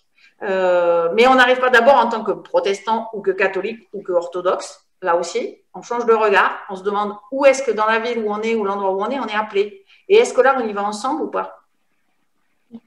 Moi, j'ai l'écran sous les yeux et j'ai pas tout le monde à l'écran, les 90 et quelques, mais je vois sous les yeux un pasteur baptiste, un pasteur évangélique arménien, plusieurs catholiques et pas simplement de France, aussi du Québec. Donc, c'est bien que ces questions que tu as visitées, elles sont bien au-delà de la question de l'avenir, de la survie ou de la disparition de l'Église protestante unie, mais qu'il y a vraiment une... Mais c'est sûr, nous, enfin, ici à Marseille, c'est vraiment des questions qu'on partage. On a des groupes en fait sur projet, sur la question d'une église missionnaire. On a un groupe avec des pasteurs évangéliques, des prêtres et des pasteurs de l'église protestante unie. Mais en fait, à la limite, on s'en fiche presque. L'important, c'est de travailler le sujet ensemble. Et je crois aussi, on s'entraide à sortir d'une logique qui était une logique dogmatique, c'est-à-dire on pense d'abord et une fois qu'on a bien pensé, on met en œuvre, à une logique où on est obligé aujourd'hui d'être pragmatique. C'est-à-dire qu'on est obligé d'essayer des choses. Ça ne veut pas dire qu'on renonce à penser, parce que c'est très dangereux de renoncer à penser, ça peut vous faire des horreurs, mais on vit les choses et on essaie de penser à partir de ce qu'on vit. Et ça, pour les latins qu'on est, c'est vraiment une révolution culturelle. C'est une espèce de dialectique dans laquelle il faut qu'on rentre. Et moi, je sais que le dialogue œcuménique, dans ces cas-là, il est très aidant. Parce que comme chacun part d'un point dogmatique différent, et ben d'emblée, on est sur quelque chose d'ouvert. Alors que si je pense toute seule dans mon coin, je vais être vite coincée dans mes œillères. C'est la même expérience aussi. Moi, je me réjouis s'il y a des gens d'ailleurs que de France, hein, parce que pour moi, souvent des voyages où la découverte de comment des églises sœurs ailleurs dans le monde faisaient face à ces questions et essayaient d'y répondre. Il ne s'agit pas de les copier, mais il s'agit de se dire tiens, eux, ils rentrent dans la question comme ça. Mais ça, c'est super pour nous. Il n'y a que moi qui connais la réalité du terrain de là où je suis placée. N'empêche que ce que vit l'autre ailleurs peut m'aider, moi, à appréhender autrement la réalité qui est la mienne ici. Et c'est pour ça qu'il faut qu'on travaille ensemble. C'est pas pour Avant, on faisait la mission, pour la mission au sens Église universelle, on déplaçait les gens et on les envoyait annoncer l'évangile ailleurs, avec leur culture, etc. Bon, je ne vais pas vous refaire l'histoire. Mais aujourd'hui, je pense que l'enjeu missionnaire, il est justement de nous entraider dans ce comment est-ce qu'on relève des défis qui, en fait, sont les mêmes. Le dernier colloque de la CEVA, moi j'ai pas assisté, mais j'ai entendu un collègue qui participait raconter, il disait c'était extraordinaire. On s'est rendu compte que les églises d'Afrique, elles avaient exactement la même question que nous sur église en présence, église à distance. On ne sait pas plus y répondre eux que nous, mais on va y réfléchir ensemble. Ben voilà, ça je me dis, là c'est super, parce qu'ensemble, on est toujours plus intelligents. J'ai alors une remarque, quelqu'un qui parlait de la prédication et qui disait, pour les nouveaux arrivants, pour ceux qui n'y connaissent rien, le fait d'avoir la prédication du pasteur le dimanche matin ou à un autre moment, c'est intéressant quand même parce que ça donne des pistes, ça aide quand même à défricher du terrain. Mais bien sûr, mais moi je suis la première à aimer prêcher. Hein. Le seul truc que j'ai été capable de faire pendant le confinement, c'était même pas prêcher tous les dimanches, c'était prêcher tous les jours. Vous voyez, le seul truc que j'ai su faire moi pendant 2 mois, c'était tous les matins poster une petite méditation qui était biblique. Donc je me rends bien compte de ça. Mais j'essayais juste d'attirer l'attention sur le fait que dans notre église, très souvent, les pasteurs capturent la parole. Je suis désolée, hein. Qu'est-ce qui parle ce soir, aujourd'hui? Moi, je suis pasteur. Vous deux, Nadine et Pierre, vous êtes pasteurs. Voilà, c'est tout. C'est juste un exemple. C'est malgré nous. Et en plus, c'est des systèmes qui se répondent, c'est-à-dire qu'on attend ça de nous. Mais du coup, quand on prend trop la parole, à un moment, on la vole aux autres. Et pour moi, c'est un vrai enjeu d'église qu'on pourra relever que tous ensemble. Ça ne veut pas dire que j'aime pas prêcher ni que je ne suis pas appelée à ça. Mais comment faire pour prendre la parole sans la voler aux autres?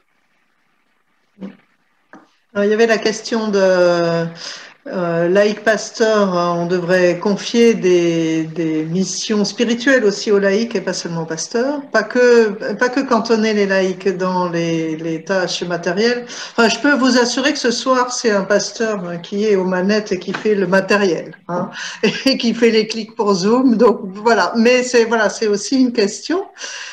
Et puis Martin a une suggestion que tous les pasteurs fassent une démission collective et qui va gagner leur pain.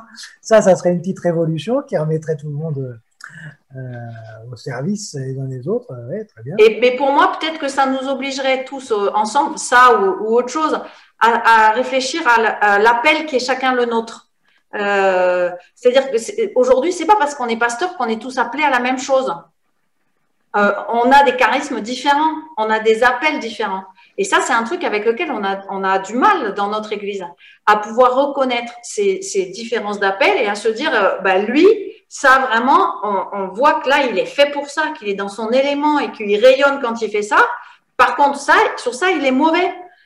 Et c'est pas un jugement de dire ça, c'est juste un constat. Et moi, je trouve ça très libérateur. Et du coup, de l'encourager dans une chose et de lui dire, de le soulager dans une autre. Vous voyez, peut-être, voilà. Et c'est vrai aussi pour les laïcs. Et moi, je pense que le peuple de l'Église, je crois que c'est une grâce du Seigneur. C'est-à-dire que le Seigneur, il pourvoit aux ministres dont l'Église a besoin. Mais les ministres, c'est pas les pasteurs, hein. C'est les charismes. Enfin, pour moi, en tout cas, je le comprends pas comme ça. On a dans l'Église les charismes dont on a besoin. Donc, regardons quels sont les charismes sont là. Et sans doute, ça nous donne qui sont là déjà aujourd'hui, ce qu'on est prêt à faire chacun, ce à quoi on se sent appelé, ce que les autres voient chez nous de ce à quoi on est appelé. Et sans doute qu'on aura des indices non négligeables sur ce à quoi notre Église dans ce lieu-là est appelée. Alors, il y a une question sur quelle place donner au théâtre et autres moyens artistiques dans l'annonce de l'Évangile. Et puis, une chose pratique, vous avez parlé de réunions Zoom, comment peut-on les intégrer? Alors, je ne sais pas si c'est à Marseille ou ailleurs, hein, parce qu'en fait, des Zooms, il y en a partout, il y en a aussi à Lyon, donc voilà. Il y en a partout des Zooms. On est tous passés sur Zoom, hein, sur la formation. On a dû tous se former en accéléré, hein. Ne pensez-vous pas que, à l'identique aux communautés juives où on étudie régulièrement Torah et Talmud, la Bible devrait être plus étudiée dans nos églises? Ben si. La question, c'est comment? La question, c'est comment? Parce qu'il y a une manière d'étudier la Bible qui est aussi une manière de capturer la parole. Donc pour moi, c'est pas simplement étudier la Bible, c'est retrouver ensemble et à tous les niveaux, c'est individuellement et collectivement, comment est-ce qu'on s'entraide à retrouver le goût d'une lecture qui devient notre nourriture, qui est nourrie par tout ce qui peut être de la science, de la connaissance, etc., mais qui ne se contente pas de ça. Une lecture de la Bible qui nous aide à se dire, voilà, où on se dit vraiment, ça, comment est-ce que ça me permet de répondre à la question de aujourd'hui, qu'est-ce que Dieu change dans ma vie? Aujourd'hui, quelle est la grâce de Dieu? Quelle est la miette de manne que j'ai pu ramasser autour de mon campement et qui va me permettre de durer jusqu'au soir? Ça, c'est une question à laquelle on répond en jeu. Et moi, j'ai pu constater que souvent, dans les groupes de paroisse, soit on lit pas la Bible, on n'a pas envie, en fait, on n'a pas le temps, donc, soit on laisse un autre dire ce que lui, il a trouvé. C'est bien, mais en fait, ça le nourrit lui. Ça va pas vous nourrir vous, ou peu, par rapport à ce que ça pourrait être. Et donc, ça, c'est un enjeu collectif. Encore une fois, moi, j'ai pas la science infuse, je sais pas ce qu'il faut faire. Et sans doute, il faut faire plein de choses différentes selon les endroits. Mais tant qu'on se pose pas cette question-là, en décidant que c'est ça l'essentiel, et si c'est ça l'essentiel, ça veut dire qu'on renonce à d'autres choses. Et là, en général, c'est là que ça coince. Alors, parce qu'on veut bien faire ça, mais alors on va le faire en plus de tout le reste. Ben non, il y a un moment, on ne peut pas faire en plus de tout le reste. Où est l'essentiel? Si c'est ça l'essentiel, alors on arrête de faire le reste et on fait ça. Il me semble qu'il y a très peu d'années, il y avait une démarche de l'Union nationale pour justement encourager les églises locales à redynamiser la lecture biblique, que ce soit en groupe ou individuellement. Il me semble que ça a été un échec, ou en tout cas, ça a été une belle idée qui a fait pouf. Comment tu analyses oui, cet échec-là? Je sors mon joker. J'ai pas envie de répondre à ta question. Ça nous emmènerait dans des histoires de boutiques internes qui, pour moi, n'ont aujourd'hui là aucun intérêt, et des questions de structure et tout ça. C'est pas le sujet. Donc, du coup, donc Martine disait que donc par rapport à la figure du pasteur statue là,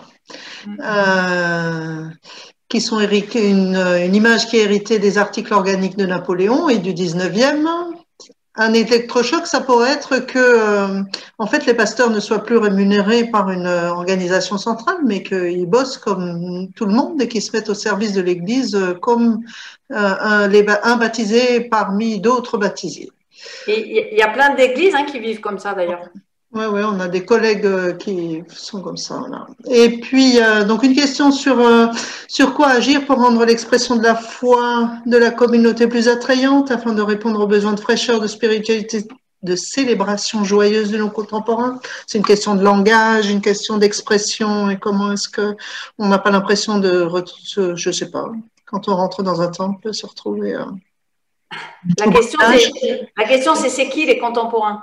Parce que si les contemporains, on les pense très très loin. Les contemporains, ils sont pas loin. Les contemporains, c'est nos enfants, c'est nos voisins, c'est les gens qui passent et qui rentrent dans le temple et qui ressortent et qu'on revoit jamais. Ils sont pas loin, les contemporains.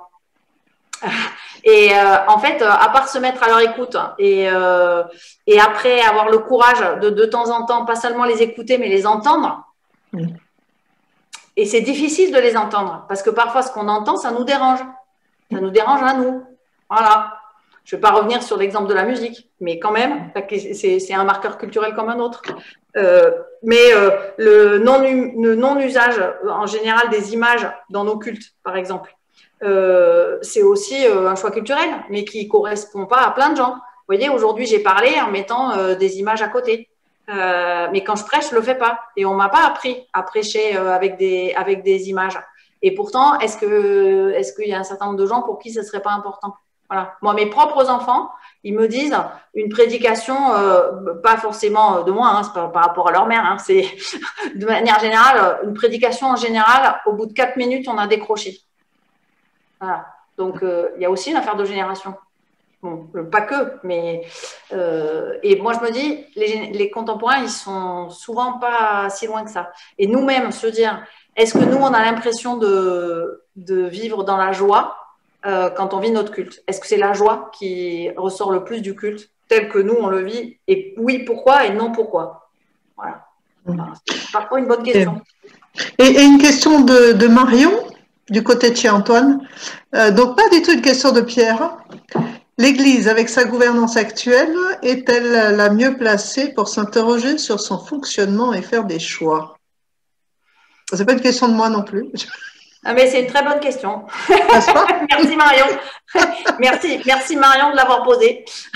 Et ben oui, c'est une bonne question. Et d'ailleurs, le monde va nous la...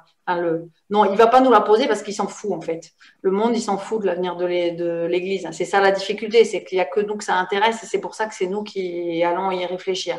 Mais moi, je trouve effectivement que le système presbytéro-synodal devrait avoir le courage de penser lui-même comment il peut penser en dehors de lui-même.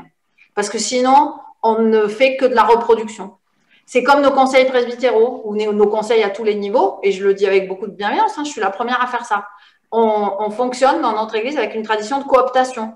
C'est-à-dire que, et on sait pourquoi on fait ça, il y a des vraies bonnes raisons sur la stabilité de l'Église, sur le fait que ça continue à fonctionner, etc. Les conseillers presbytéraux qui vont rentrer, ou régionaux ou nationaux, on a été les voir avant, on a discuté avec eux, on les appelle, on s'occupe de la complémentarité, tout ça. Ok, super. Ça fonctionne assez bien. Mais forcément, c'est de la cooptation. Donc, c'est de la reproduction du même à l'infini. Donc, si on en prend conscience, comment on fait pour changer en étant dans un système qui est fait pour de la stabilité et la reproduction du même? Mais il faut avoir le courage, le système lui-même, avoir le courage de penser autre chose à côté de lui-même qui va vouloir peut-être venir l'interroger. Ça demande un vrai courage. Parce que ça veut dire c'est se mettre soi-même en déséquilibre. Là, il n'y a que le Seigneur qui peut intervenir pour nous, je crois. Et puis, une remarque de Pierre et Daniel Aubert qui pointe un autre essentiel, celui de témoigner qu'aujourd'hui une vie spirituelle est possible.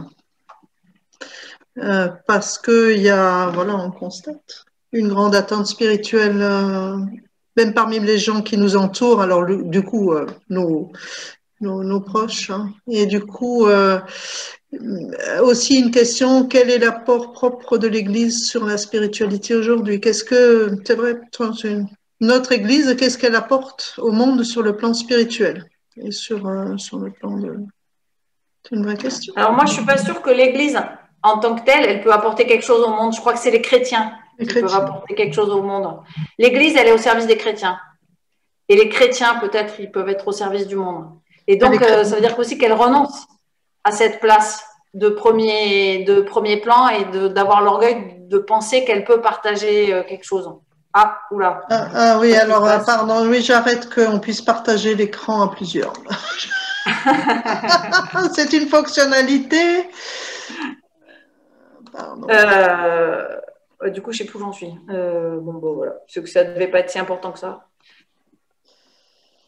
Je ne sais plus de quoi en parler. Ben, sur le fait que ce n'est pas l'Église en tant que monolithe au-dessus, oui. Mais les chrétiens, alors moi j'avais envie de rajouter peut-être quand même les chrétiens en communauté, parce que parfois on est attiré pas que par une personne individuelle, mais par le culte dans cet endroit-là, la lumière qui sort de cette pièce-là, elle me parle. Et la façon dont on vit entre nous. Oui, regardez. Mais souvent, ça passe par une rencontre concrète. Oui, bien sûr. Et du coup, c'est là aussi la réponse théorique valable partout, sur tout le territoire. En fait, elle n'est jamais valable parce que ça va dépendre de la manière dont elle est incarnée. Dans tel endroit, par telle personne, à telle occasion. Et là, il y a tellement d'imprévus. Alors, encore une petite... Mais là aussi, on parlait de la lecture de la Bible tout à l'heure. La question d'une spiritualité qui soit la colonne vertébrale de nos vies et du qu'est-ce que ça change dans ma vie de croire en Dieu. Je pense qu'on a des choses à redécouvrir et à redire sur une spiritualité ancrée dans la Bible, sur une spiritualité quotidienne, sur voilà, un remâchage. Le protestantisme, je vais montrer que je ne suis pas fâchée avec l'histoire, contrairement à ce que certains pourraient penser. Dans les temps difficiles, le protestantisme, il a tenu grâce au culte en famille. Parce que les familles ont été capables d'ouvrir la Bible au sein de la famille et de tout simplement lire la Bible, en discuter et prier. Et c'est ça qui a permis de traverser les temps de persécution en ayant la foi. Qui d'entre nous aujourd'hui sait encore faire ça? Et comment est-ce qu'on le vit vraiment dans nos familles? C'est pas si simple ça. Hein, et on doit s'entraider pour réussir à le faire. Merci Anne. Je te passe la parole, Pierre. Ben, on va rester dans la gratitude et la joie de ce partage. Merci beaucoup Anne pour ce que tu nous as apporté. Merci aux uns et aux autres pour leurs questions. Merci aussi pour le vaste panel que nous représentons au niveau sensibilité, expression, etc. C'est aussi un encouragement à passer les frontières et les portes de nos maisons et de nos chapelles pour porter ensemble la belle nouvelle, la bonne nouvelle. Je vous souhaite à tous une bonne soirée. Encore merci Anne. On vous donne rendez-vous samedi prochain pour la dernière des conférences à 17h toujours, avec toujours le même lien pour la rejoindre. C'est Gerd Theissen qui nous entretiendra du christianisme dans des mots nouveaux. En tout cas, c'est son point de départ de ce dernier essai qui vient d'être traduit en français aux éditions Louis Vuitton, en plus de Gerd Theissen qui s'exprime en allemand. Il y aura évidemment un traducteur et puis il y aura aussi d'autres intervenants. Donc, venez nombreux, faites connaître aussi cette dernière conférence. Et où je vois qu'il y a des gens qui sont non seulement de Montréal, comme j'ai repéré Pierre-Patrick, mais Nick de Colombie-Britannique et peut-être encore d'ailleurs. Alors, merci à vous et bonne journée, puisque vous êtes au début de votre journée, j'imagine. Voilà. À bientôt. Ouais, merci à vous tous. Hein. Rentrez bien.